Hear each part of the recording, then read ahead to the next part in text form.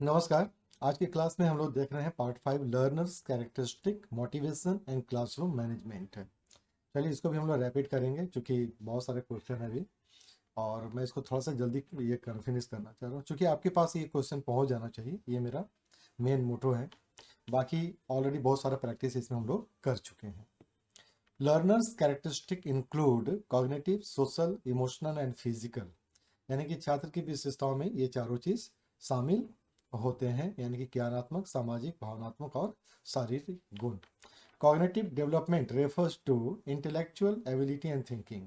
Cognitive में आता है ये। Social development of learners include interaction with peer and teachers.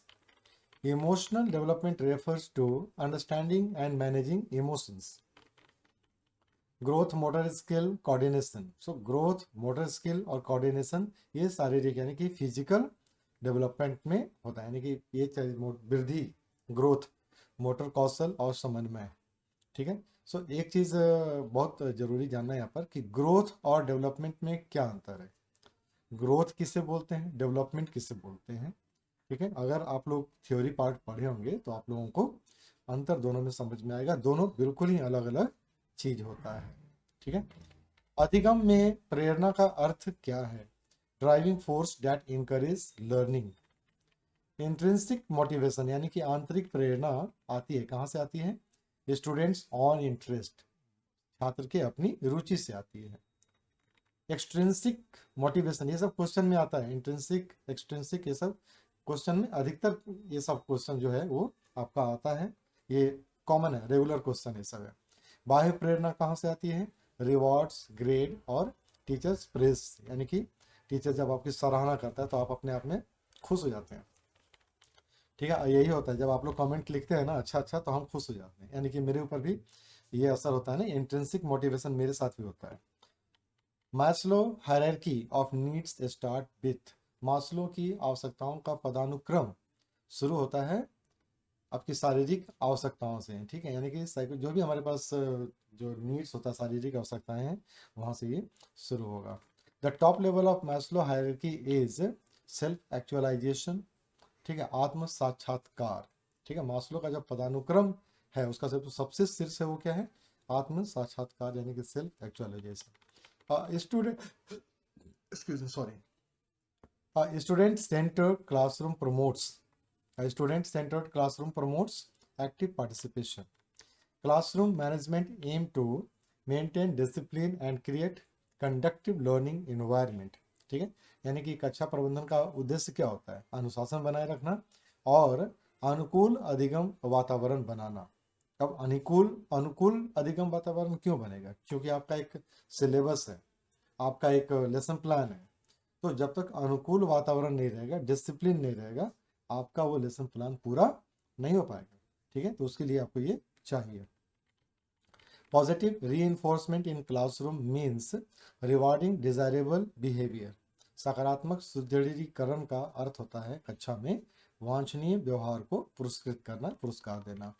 Negative reinforcement involve, तो नकारात्मक सुदृढ़ीकरण में शामिल क्या होता है, removing unpleasant stimulus to encourage behaviour. व्यवहार को प्रोत्साहित करने के लिए अप्रिय उत्तेजना को हटा दें, यानी कि जो अनप्लेजेंट है, जिससे कि खुशी नहीं मिल रही है, क्लास का वातावरण खराब हो रहा है, ठीक है, मतलब कि बोझिल हो रहा है, तो आप उसको तुरंत वहां से हटा दीजिए।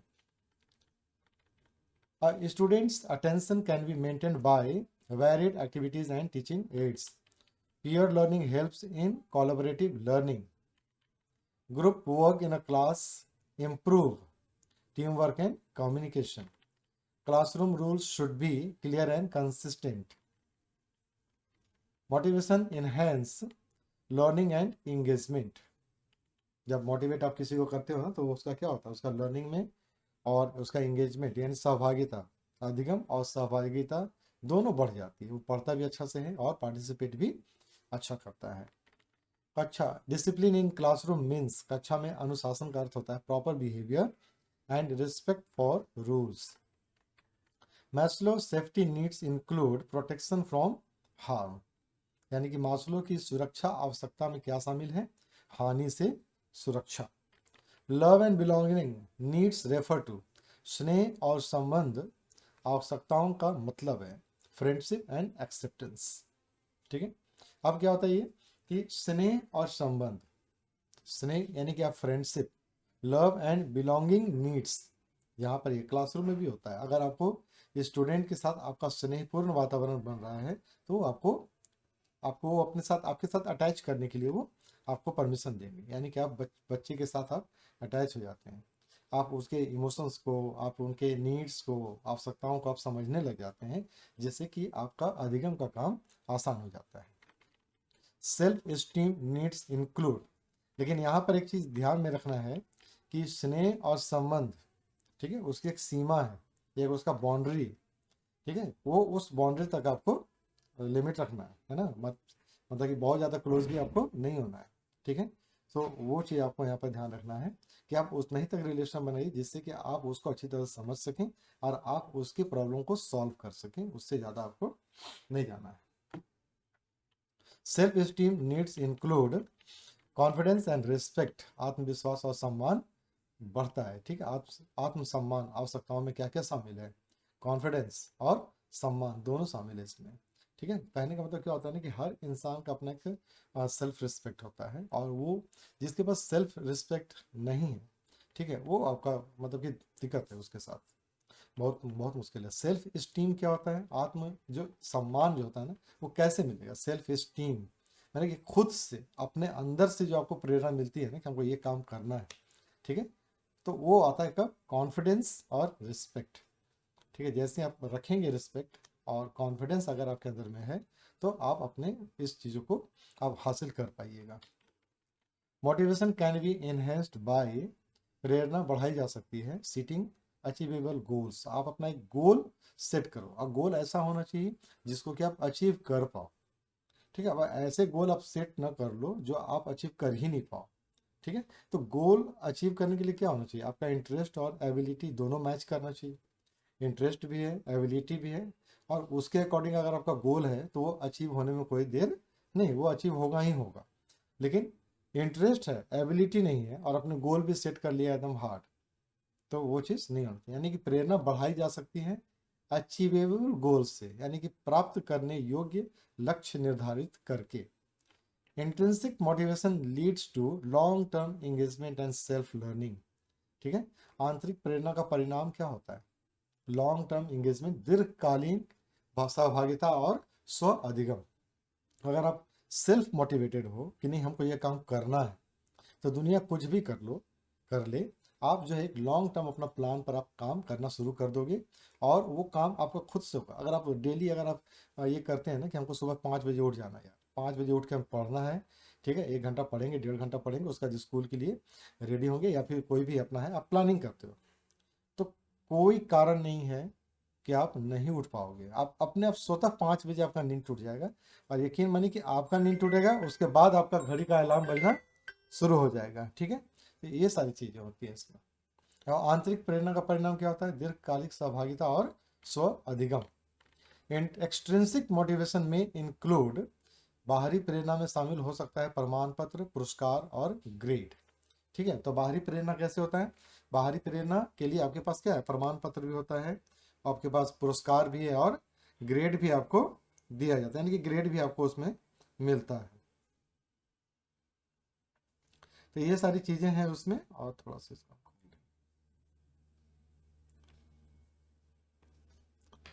तो क्लासरूम मैनेजमेंट इन्वॉल्व्स, कक्षा प्रबंधन में शामिल है, क्या शामिल है, organising student, space and activities. So कक्षा प्रबंधन एक सबसे बड़ा एक्टिविटी है टीचर्स का, वो करके जाना रहना चाहिए। अगर आपका कक्षा प्रबंधन, क्लासरूम मैनेजमेंट सही नहीं है तो आप कितने भी बड़े 30 मार खा रहेंगे, पीएचडी किए हुए रहिएगा, डॉक्टरेट कर लीजिए, सब कुछ कर लीजिए, आप क्लास में पढ़ा नहीं पाइए। कक्षा प्रबंधन में क्या होता है, ऑर्गेनाइजिंग स्टूडेंट, छात्र बैठेंगे कैसे, ये स्पेस उनका क्या होगा, कैसे होगा, और उनको क्या क्या एक्टिविटी में पार्टिसिपेट करना है, ये सारी चीज़ें उसमें शामिल होती है। इसमें बहुत सारी चीज़ें होती हैं, डिसिप्लिन होता है, और भी बहुत सारी चीज़ इसमें शामिल होता है। A positive classroom environment encourage student participation and motivation. Effective classroom management reduce disruption and distraction, अगर आपका प्रभावी कक्षा प्रबंधन है तो बच्चे जो होते हैं कभी भी डिस्ट्रैक्ट नहीं करेंगे, आप उनका जो माइंड होता है इधर उधर कभी भटकेगा नहीं, और विघटन भी नहीं होगा और ध्यान भंग भी नहीं होगा। ठीक है, दोनों मतलब बच्चे कॉन्सेंट्रेट करेंगे आपके क्लास में। Rewarding desirable behaviour is called, वांछनीय व्यवहार को पुरस्कृत करना कहलाता है क्या, पॉजिटिव री इन्फोर्समेंट। ठीक है, removing unpleasant stimulus to encourage behaviour is, इसको हम लोग क्या बोलते हैं, नेगेटिव रीइंफोर्समेंट। नकारात्मक सुदृढ़ीकरण यानी कि व्यवहार को प्रोत्साहित करने के लिए अप्रिय जो भी उत्तेजनाएं हैं, जो एक्टिविटीज क्लास होता है उसको हटाना, ये होता है नेगेटिव रीइंफोर्समेंट। यानी कि जो नेगेटिव चीज है उसको आप वहां से हटाइए। Punishment is effective when immediate and appropriate, सजा प्रभावी होती है जब इमीडिएट हो, तुरंत, और उपयुक्त हो। आप गलती बच्चा आज किया, पनिशमेंट उसको आप कर रहे हो परसों, तो वो प्रभावी नहीं होता है और उसका कोई फायदा भी नहीं। अगर बच्चे ने गलती करी, आप उसको तत्काल इमीडिएट आप उसको वहां पर टोको। ठीक है, आप उसको वहीं पर उपयुक्त डांट लगानी है लगा दो। कॉर्पोरल पनिशमेंट जो है वो बैन है, मार नहीं सकते हो बच्चे को, छड़ी से छू नहीं सकते हो। छड़ी तो आपको ही नहीं छूना है छड़ी। ठीक है, टीचर्स को ही छड़ी छूना नहीं है। ठीक है, टीचर्स को अप्रोप्रिएट भाषा का प्रयोग करना है, गधा, उल्लू, ये सब आपको बोलना, बेवकूफ़, ये सब आपको बोलना नहीं है। ये एकदम बिल्कुल मतलब कि वर्जित है ये। ठीक है, तो जितने भी हमारे नए टीचर्स बनने वाले हैं ना, इन सब चीज़ों को ध्यान में रखिएगा। इन सब भाषा का प्रयोग आपको क्लासरूम में नहीं करना है, क्योंकि ये खास करके सीबीएसई स्कूल में तो ये सब बहुत डेंजर है। ठीक है, निकाल देगा तुरंत। Attention span of learners can be increased by using interactive and varied activities. छात्रों का ध्यान अवधि बढ़ाई जा सकती है, कैसे, इंटरेक्टिव और विविध गतिविधियों का प्रयोग करके। 40 मिनट कब पार हो जाएगा पता नहीं चलेगा। बच्चा बोलेगा सर आप रह जाइए इसी क्लास में, तो ये होता है, बच्चों का ध्यान बढ़ जाता है, उसमें लगेगा, वो पार्टिसिपेट करने लग जाते हैं उसके साथ। ठीक है, peer learning enhance collaboration and social skill को बढ़ाता है। Cooperative learning involve students working together to achieve goals.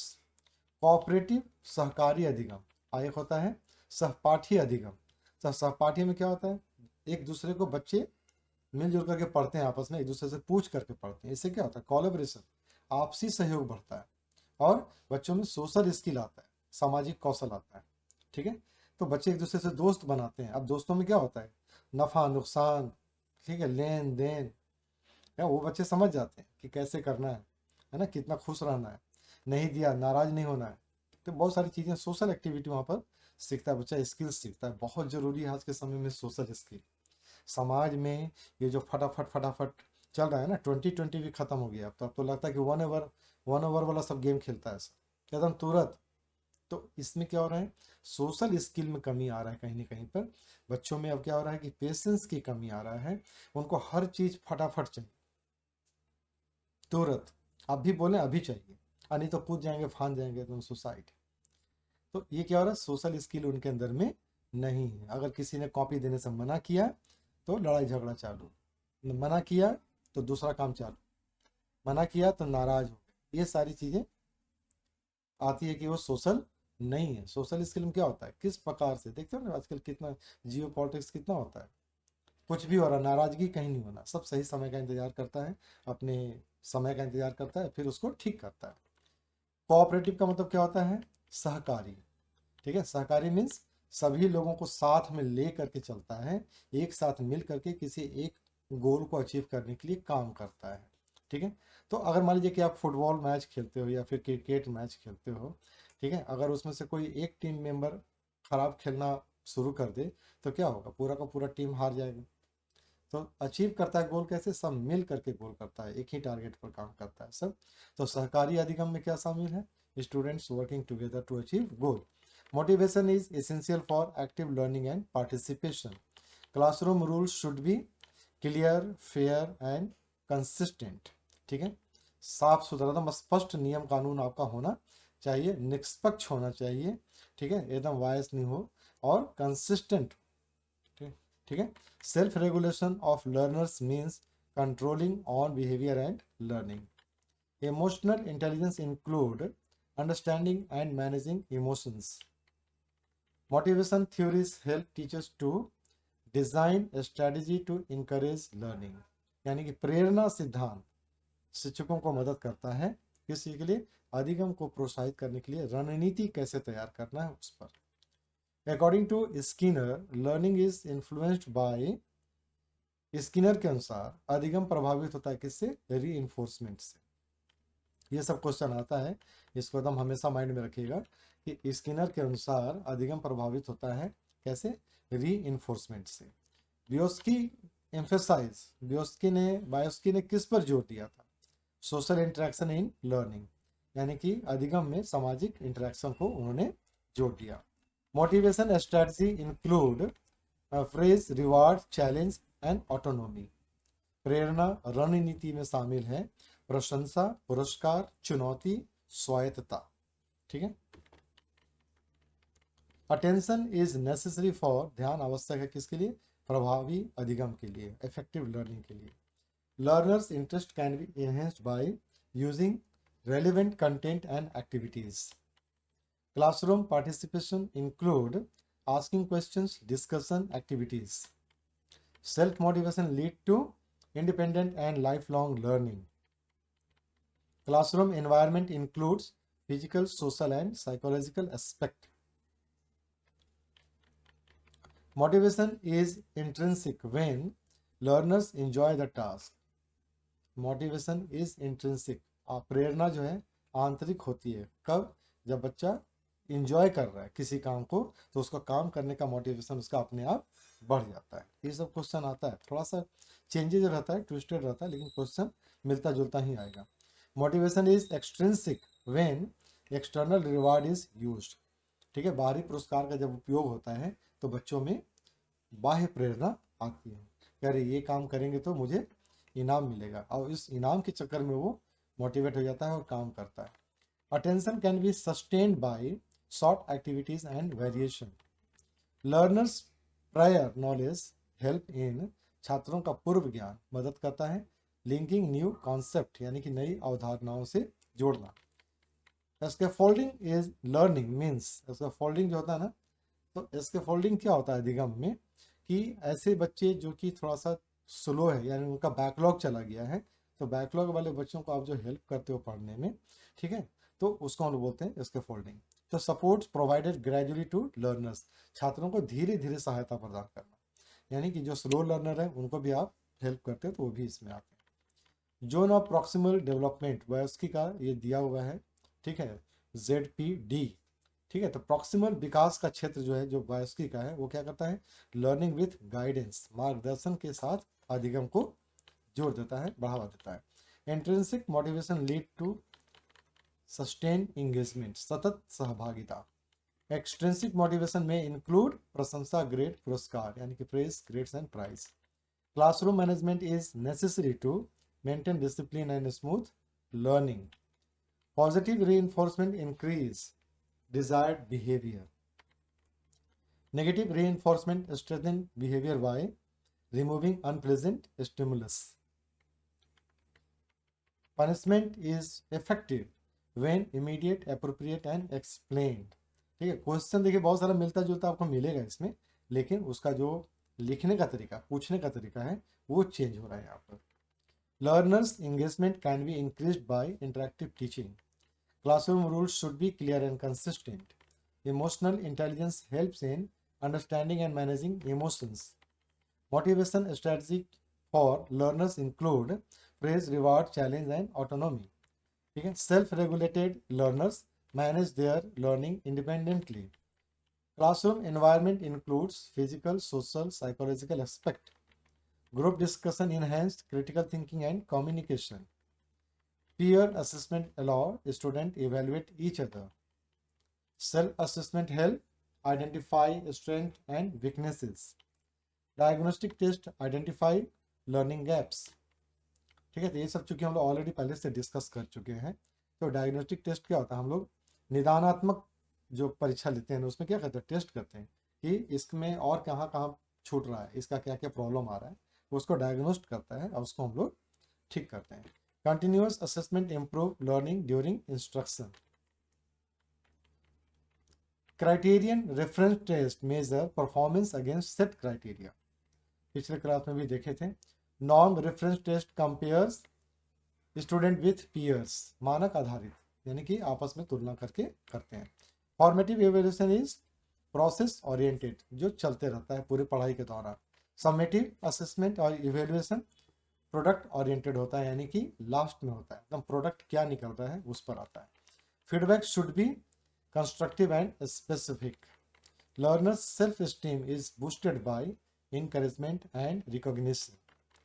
Motivation affect learning performance and engagement, यानी कि प्रेरणा जो है वो प्रभावित करती है किस चीज़ को, लर्निंग परफॉर्मेंस, यानी कि लर्नर्स जो होता है ना उसका लर्निंग परफॉर्मेंस को प्रभावित करता है और साथ ही साथ उसकी सहभागिता को भी प्रभावित करता है। अगर नेगेटिव मोटिवेशन हो गया तो बच्चा मुंह फेर लेगा, पढ़ेगा नहीं और आपके क्लास में कम आएगा, सोया रहेगा, भाग जाएगा, है ना, बंक मारेगा। Classroom rule should be known to all student, classroom का जो नियम होता है वो सबको पता होना चाहिए। Active learning includes participation, discussion, problem solving. Motivation theories help teachers plan effective strategies. Skinner theory emphasise reinforcement, Vygotsky emphasise social learning. Learners motivation can be intrinsic और एक्सट्रिंसिक, यानी कि छात्र का जो प्रेरणा है वो आंतरिक और बाह्य दोनों हो सकता है। Learners interest can be enhanced by engaging and relevant content. Classroom participation include asking questions, discussion activities. Self motivation lead to independent learning. Classroom environment affect learning and motivation. Group work improves teamwork and communication. Peer assessment allow, so सहपाठी मूल्यांकन, peer assessment मतलब आपस में दो दोस्त जो है class में एक दूसरे की कॉपी खुद से चेक करते हैं तो उसको बोलते हैं हम लोग peer assessment. Student evaluate each other. Self assessment help, स्व मूल्यांकन मदद करता है किस चीज में, identify strength and weakness. Diagnostic test identify learning gaps. Continuous assessment improve learning during instruction. Positive reinforcement increases desired behavior. Negative reinforcement remove unpleasant stimulus. Punishment is effective. सजा प्रभावी कब होता है, जब वो इमीडिएट हो, तात्कालिक दिया जाए, उपयुक्त दिया जाए और उनको समझा के दिया जाए कि क्यों आपको दिया जा रहा है। Learners self esteem increase with encouragement and recognition. Motivation affect engagement and performance. Active learning include discussion, problem solving and participation. The ultimate goal of classroom management is create conductive learning environment, यानी कि classroom management का जो अंतिम लक्ष्य होता है वो क्या होता है, अनुकूल अधिगम वातावरण तैयार करना, जिसमें कि आप अपने लेसन प्लान को दिए गए टाइम में, यानी कि 40 मिनट 30 मिनट जो भी है, दिए गए टाइम में आप उसको पूरा कर सकें, यही उसका अंतिम लक्ष्य होता है। ठीक है, तो बस आज के लिए इतना ही, हम लोग फिर मिलेंगे अगले वाले टॉपिक के साथ में अगली क्लास में। तो ये मतलब कि रैपिड फायर है, बस जस्ट इसको सुन लीजिए और अपने दिमाग में बैठा लीजिए, एकदम एग्ज़ाम में काम आएगा ये। चैनल को लाइक ज़रूर कीजिएगा, बेल आइकन दबा दीजिएगा जिससे कि आपको वीडियो मिलते रहे टाइम पर, और दूसरों को शेयर कीजिए, दोस्तों को भी हेल्प कीजिए तो उनका भी कुछ भला हो जाए। चलिए आज के लिए बस इतना ही, नमस्कार, शुभ रात्रि, सबा खैर।